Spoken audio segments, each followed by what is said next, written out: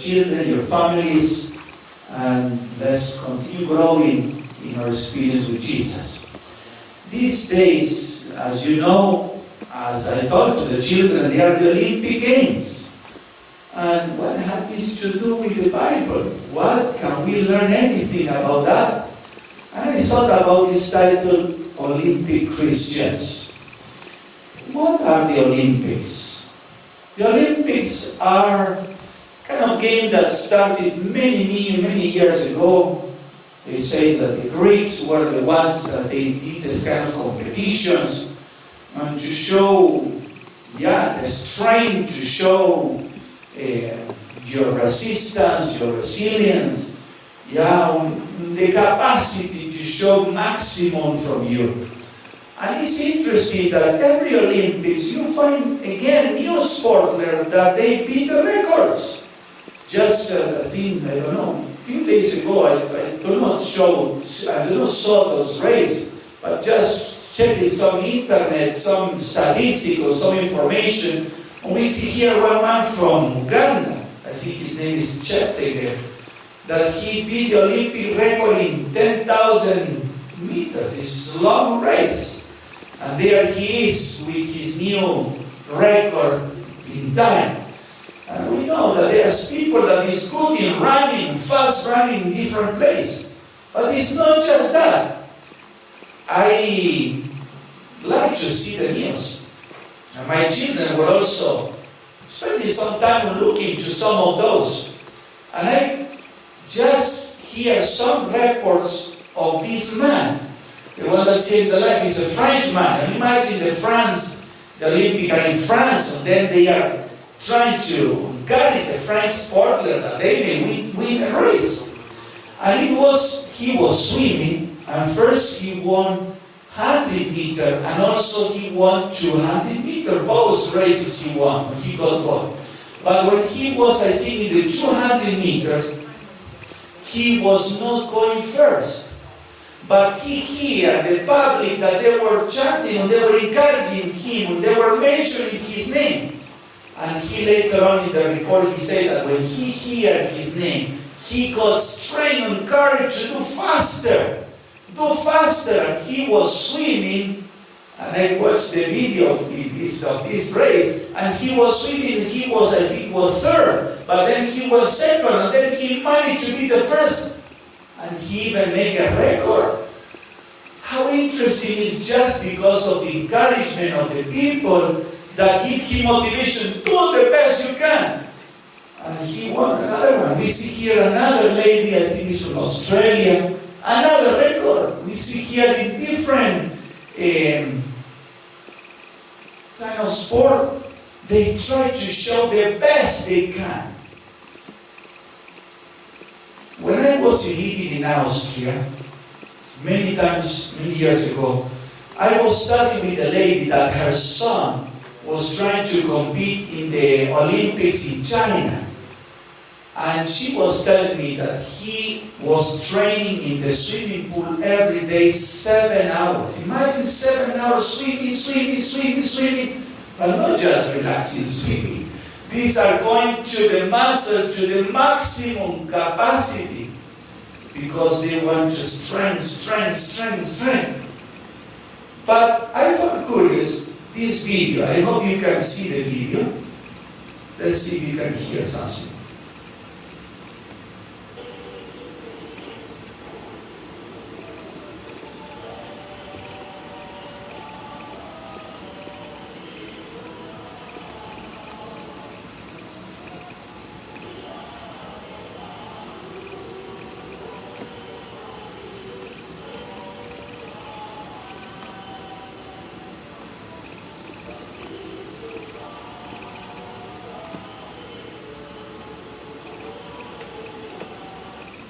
You saw what is shown in this video? This is the Fijian team that they say that they do worship every day. And in the camp, in the place where they live, they sing for everyone. There are other athletes too that they don't do this. But they hear them singing every morning and every evening. And I found interesting because somehow they are saying, Lord, please be with us. I don't know if they will win or they will lose. I mean the golden prize, but they are there. They are trying. The Bible says in 1 Corinthians, we will read this text, 1 Corinthians chapter 9, it says, know ye not that they which run in a race run all, but once receive the prize, so run that ye may obtain. And every man that striveth for the mastery in temperance in all things. No, they do it to obtain a corruptible crown, but we are uncorruptible.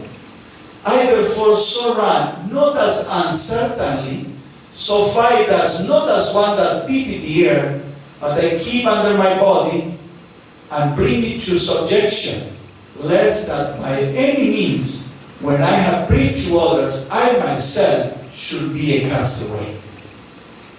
Here we see, welcome.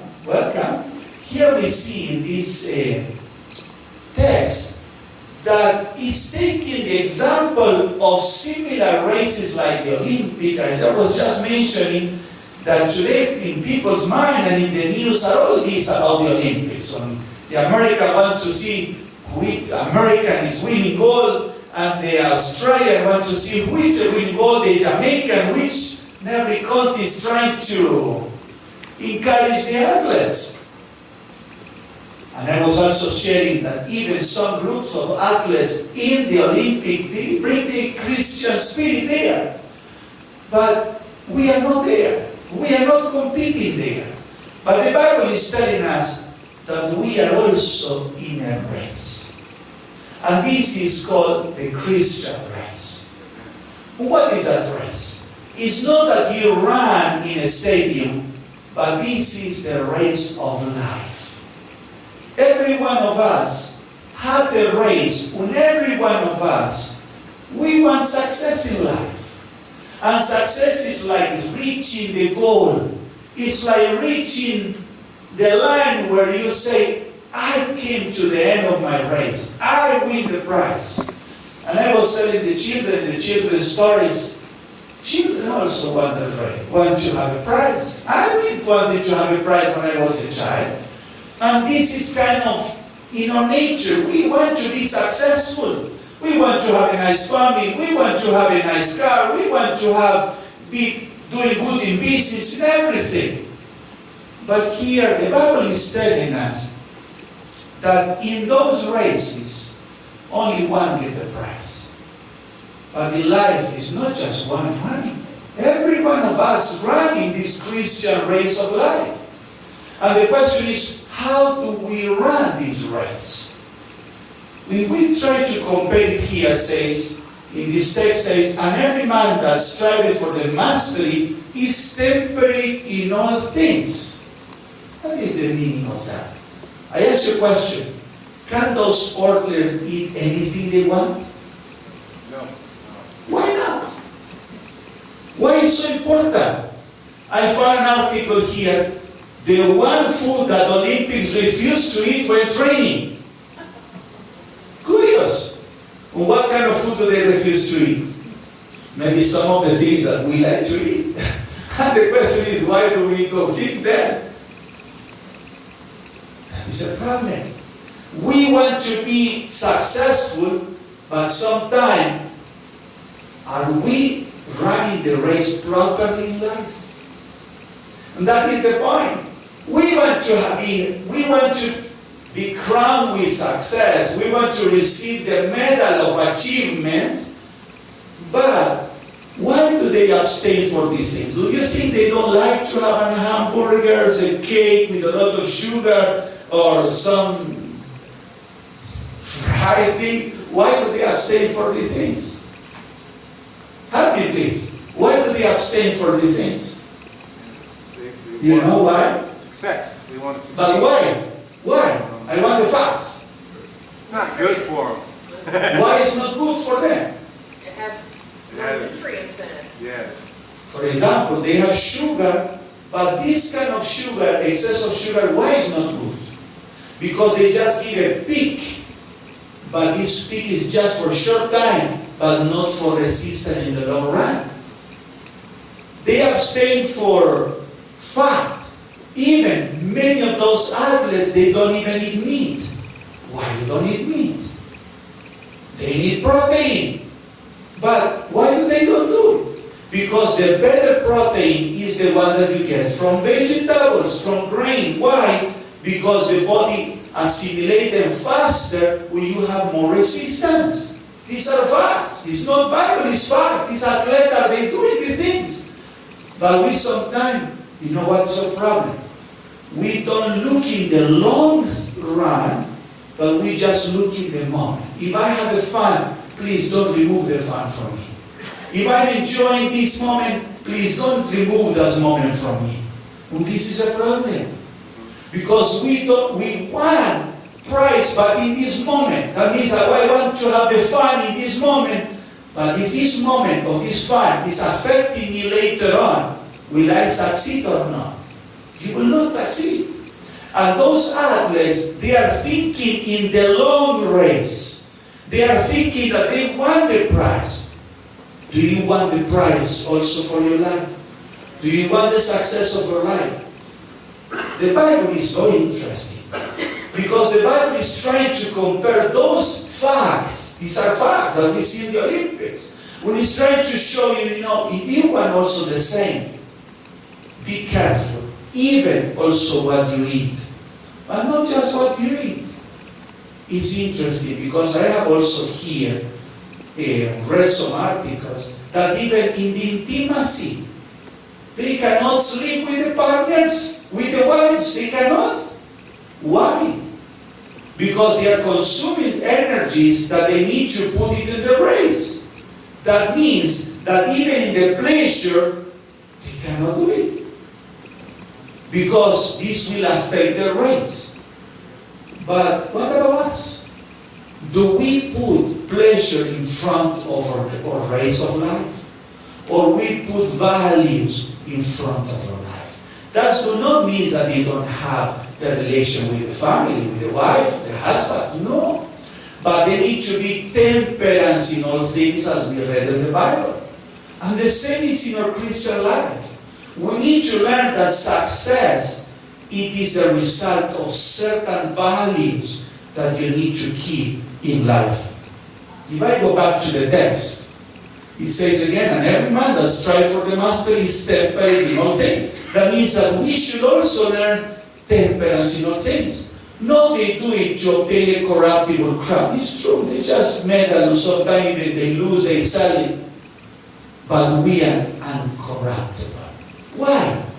Because there is also a prize, is something better in the future for us. And we should look further to this better future and not center ourselves only, I want to enjoy the moment. Be careful, you enjoy the moment, later on you cry. Then for what is that enjoyment? No, you need to think, is that what I'm doing helping me? Is that what I want to do or eat or whatever is helping me? If it's not helping me, do it like the athletes. Refuse it. Refuse it. But let's continue. Psalm 25, 4 and 5. See what the Bible says. Show me thy ways, O Lord. Teach me thy path. Lead me in thy truth. And teach me, for thou art the God of my salvation. And on thee do I wait all the day. I have another picture here to illustrate that. What do we see here? What do you see in this picture? Athlete and a coach. That's correct. Conversation. An athlete's hearing the trainer. Do you want to be successful in life? The question is now, who is your trainer? Do you have a coach? Do we Christians have coach? Do you hear your coach? Yeah. There was another athlete that he had a trainer, but many times he did not hear the coach. He was a very good runner, one of the best that American has. But he wanted to challenge the trainer to show that he's wrong. And those that run, the athletes that run, You need to measure your energies, because if you run too fast, what will happen at the end? You are exhausted and you lose. And many times he was slow, but then he ran before the time that the trainer ran. And what happened? Even in the Olympics game, he lost. And he could win because he was better than the other one. But he did not hear the coach. What happens when we don't hear God or coach? Are we wiser than God? Can we show God's wrong? No. That's why the text says there, for thou art the God of my salvation. On thee do I wait all the day. That's why show me thy way, O Lord. Teach me thy path. Lead me in the truth. And teach me, because you know I don't know. Why we are Christian? Just because we want to kneel before something? No. Why we are Christian? Because we recognize that if we want to be successful, we need a coach. That God knows the things better than what we know. Then we need to learn to hear God. If we want to be successful, if we want to be Olympic Christians, but not Olympic for the race of this Olympic race, for the race of life. And the Lord wants to give us, all of us, success. Look at this other text. The Bible speaks about many different texts about similar to Olympic. Look at this, 2 Timothy 2:5. And if a man also strive for masteries, to be Olympic, yet is he not crowned except he strive lawfully. What is that? What is one of the problems of the sportlers?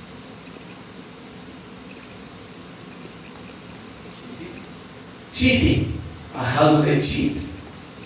There is different ways that they try to cheat. Things that are in the Olympics is this doping thing. They check if they have not taken any substance that is affecting their health. Do we also want to do sometimes like that? Be careful. Because what happened if they discover that they were cheating? They remove, even they call the medal. What will happen with that medal? Take it away. And they need to carry the shame on top of that. That's terrible. But why do they do that? Why? Because they want to have the medal. But at the end, they lose everything, even the worthiness, the image. Others, I remember, I was in Argentina, and you know some of the sports, they like football a lot, and one of the things of these big sports is they fall in the trap. Why they fall in the trap? Because they wanted to keep the image that they always win. This is impossible. And what happened? When they discovered that they even died because of the effect of all those traps. Where is the success there? They destroy the image because of this wrong desire of not recognizing, I'm limited. I need to accept it. I need to accept the will of God. I need to depend on God, not from things that will just give me the moment. These last days in the news also, he's talking about the effect in the mind, or they want to use as therapeutic for these psychedelic drugs. They're trying just to cheat the mind. They cannot change the state of the mind, the worries, the sin with these drugs. No, impossible. Because it's just for a moment. We need to go to the true solution. The true solution is coming to God. When we talk about also this text, they are except they strive lawfully. The word lawfully, from where does the word come from? From law. Respecting the regulations. Do we also as a Christian have a regulation for the Christian life? Yes, we have. We have one of the best moral guidelines that the world knows. What are they? The commandments. And the government say yes. I speak with Christians that they say, do you think the commandments are good? 99% 99% or 100% of them say, yes, they are good. Then I ask them, okay, can you tell me please the 5 commandments? I don't remember. Okay, I tell them, okay, tell me the 7. I know them, but not in order. They tell me like that. Then I tell them, okay, tell me the commandments as you know them. And they start, thou shalt not kill, thou shalt not commit adultery, thou shalt not lie, honor father and mother. And I forgot. I asked them how many they are. They say 10. But when they start telling me, they say, I only had 4. What about the 6? Okay, I remember now, thou shalt not kill. They stop there. Then I say that, you see that they are important, but you don't remember them well. If you don't remember them well, it's that you are not putting priority to this value. And that means that you are also affected by these values. I'm very happy that you are here today because one of the values of the commandment, the 4th, say what? Remember the Sabbath day to keep it holy. 6 days thou shalt do your work, but the 7th, the Sabbath, today, separate this day for God. Take time for God. Because we see values that will make us successful. We are not just coming here to hear somebody preach. I'm not worthy of being here. But the principle of God, these are important for your success, for your blessing, for your future. And if you take time to remember in them, it's like you are training. It's like you are training like an Olympic sportler. You are training because you want the success, so you want to remember those values that will help you to go faster and improve in your life. But you need to run lawfully. Don't cheat God. You cannot cheat God. That means if you are not sincere with yourself, you recognize, yes, I need to change, I need to do different. Who will do it? If you want to get the prize, if you want to be successful, you are the one that needs to change yourself. Because if the sport, like the one that I told you before, want to show that the trainer is wrong, he will lose. Then we will lose. Then we need to recognize and be sincere and say, Lord, I know that you are right. Help me to strive lawfully. Help me to do the things according to your will. And if I don't have the strength, cry to God. Please, God, help me. Give me the strength. Remove this wrong desire. Remove the things that are affecting my health, my run, my life. Because as we see in the example, there are regulations for success. Another important principle. Philippians 3:13-14. We read this in the introduction. Brethren, I count myself to have apprehended, but this one thing I do. Forgetting those things which are behind, and reaching forward unto those things which are before, I press toward the mark for the prize of the high calling of God in Christ Jesus. All of us, we fail in life. We have done wrong. All of us, me too. But if I keep memorizing them, if I keep remembering them, if I keep always lamenting, what will happen with me? Let's look to the sporters. They look to the goal. And even if they fall, they stand up and they continue. Maybe you remember this picture. You know this sportler because it's famous here in America. What happened with her some years ago? She needs to quit. Why? Because she said, I cannot. And my mind is disturbing here. I have a problem. But what happened? You know, you look what happened these last days. It's interesting. She was again injured. And she could say, I have a problem in my leg. What should I do? But what did she do? She bind her leg, she tricked, and she said, I'm going to compete anyway. And it's interesting, just I give you some example. She win I don't know how many goals already only in this week. And for some years back, she was going down. That is a lesson for us. Because this is only human race. But what about the race for life? Do we have challenges sometimes? Yes.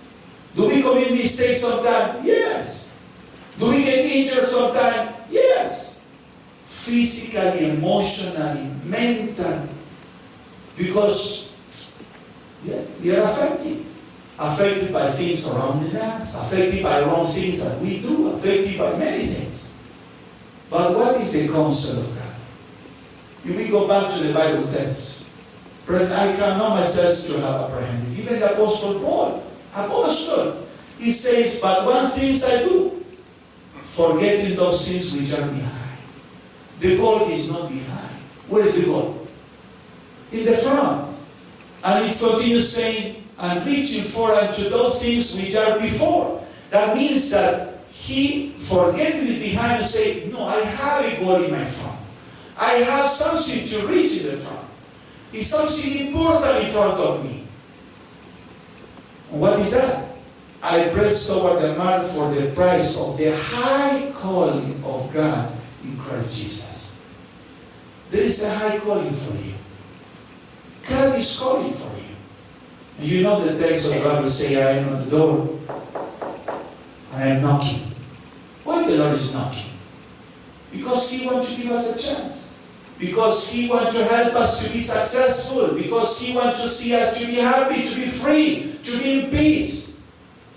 But He said, you know, you need to help. You need more of me.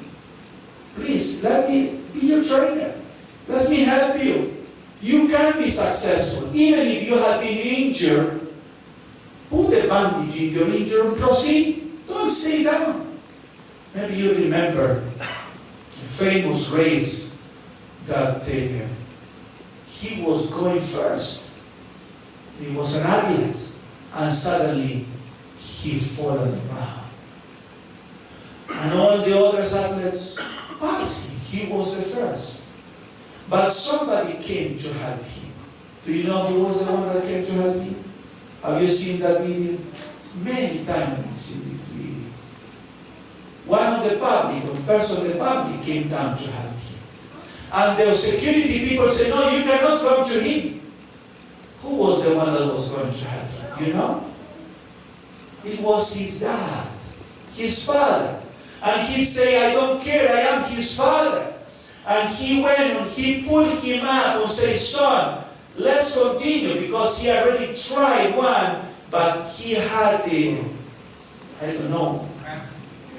muscle injury, and he tried, but he could not. But with the help of his father, he stood up again, and they continued walking to reach the end line.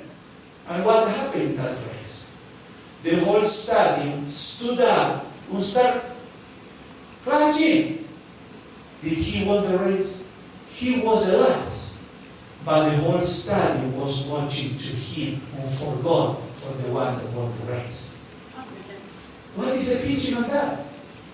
That the important is you stand up. Who is the one that comes in your helper to say, let's stand up, let's proceed? Who is that? It's God, that He wants to see you successful, that He wants to see that you come to the end of the race. And the Christian race is not like the race in this world that only one get the goal. How many Christians will get the goal? All those that come to the end of the race. That's why don't stay down. Stand up again and look forward to the goal. Continue your race. There is a high calling. God is calling because something better He has prepared for you. That's why let's look to the front.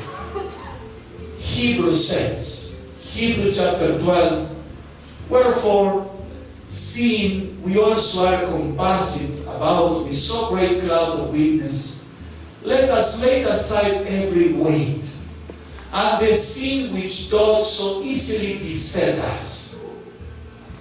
Be sincere, say, Lord, please help me. And what does the Lord do? Continue the text, say, looking unto Jesus. the author and finisher of our faith, who, put attention now, who for the joy that was set before him endured the cross. Normally we know the first part, looking at Jesus, the author and finisher of our faith. But here it says, who for the joy that was set before him endured the cross. What was that joy? Can you tell me what is that joy? What was he looking? He was looking to you. He was looking to you. He was looking to you. His joy is your life. It's my life. Because he saw the future and he was happy that he could save people that are trapped in problems. That is his joy. To save you, to help me.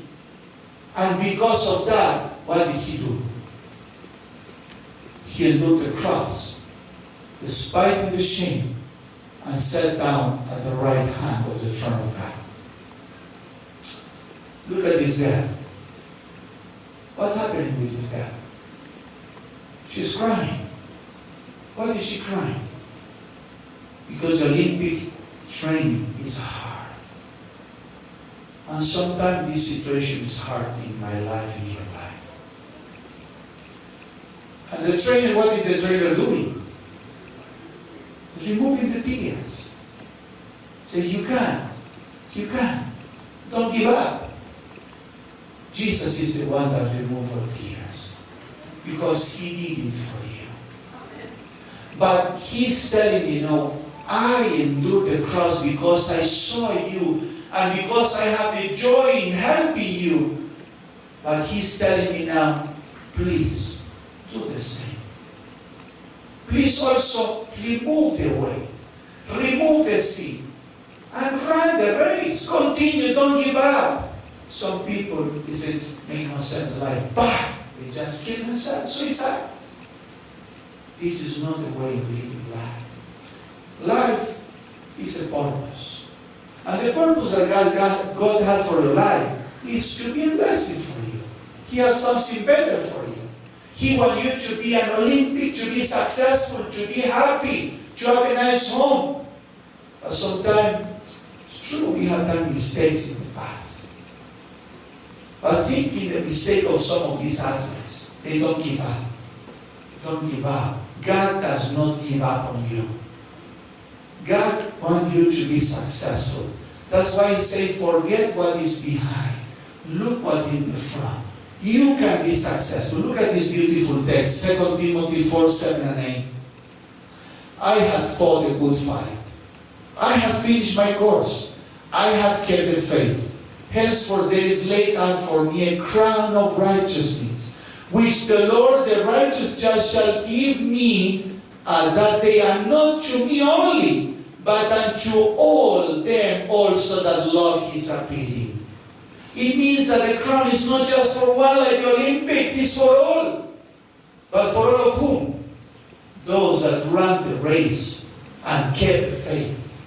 And hold on, and remove the weight, and remove the sin. Say, no, I want to be in the race for eternal life. I want to look forward to Jesus. I want to continue going. I want to hear my trainer. I want to respect the counsel. I want to remove the things, even food, even dress.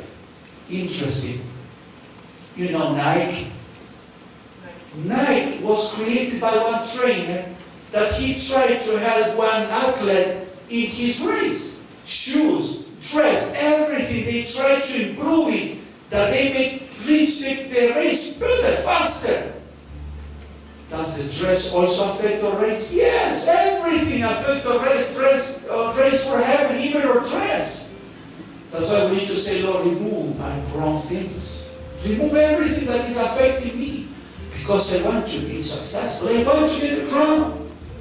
There is a crown waiting for you in heaven.